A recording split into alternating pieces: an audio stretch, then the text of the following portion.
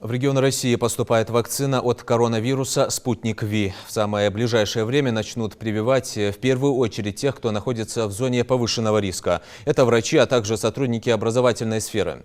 Партию препарата уже получили медучреждения Орловской области и Астрахани. Порядка 6 тысяч доз доставлено в Белгородскую область. Как рассказали в Московском департаменте здравоохранения, у получивших вакцину антитела вырабатываются гораздо больше, чем у переболевших. Поступление первой партии спутника Ви ожидают и в Ингушетии. Некоторые регионы уже получили вакцину. Это были пилотные регионы, мы в них не участвовали. Но у нас вчера состоялось совещание, на котором нам сказали, что мы тоже поступление будет в наш регион. Мы ожидали вчера или сегодня, вот как нам сказали. Вчера мы ее не получили, поэтому я полагаю, что сегодня вакцина, первая партия, будет доставлена в нашу республику.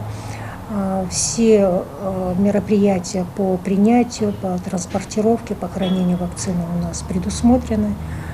Все как бы тоже под контролем у нас. Мы ожидаем небольшую партию. Сегодня мы думаем, мы ее получим.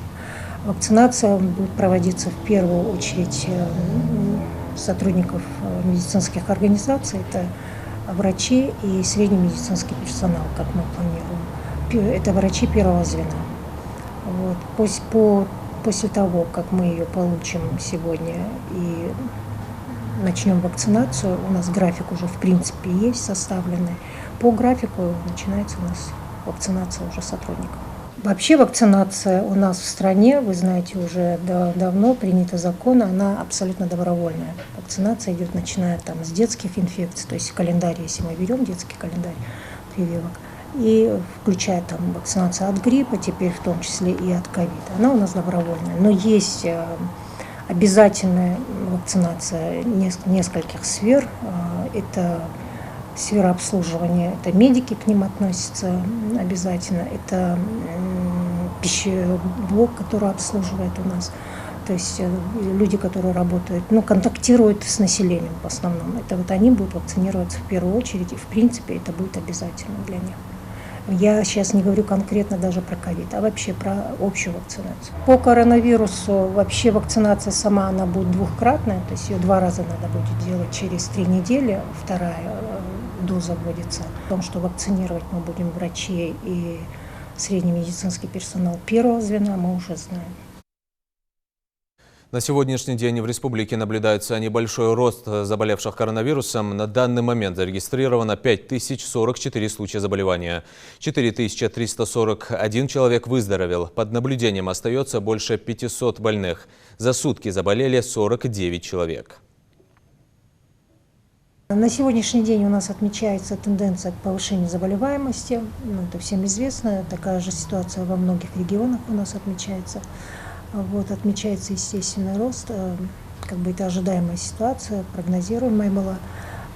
По заболеваемости, конечно, практически 50% заболевших у нас составляют больные старше 65 лет.